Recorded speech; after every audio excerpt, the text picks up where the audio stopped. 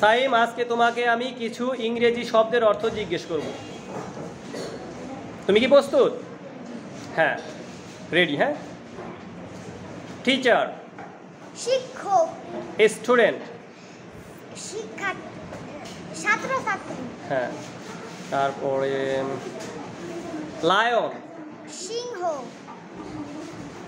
Tiger, বাঘ, cat, বিড়াল, dog, কুকুর,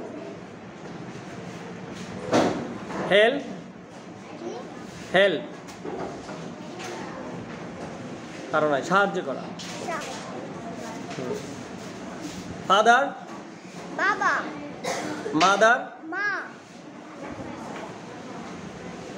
সিস্টার, বোন, ব্রাদার। ভাই।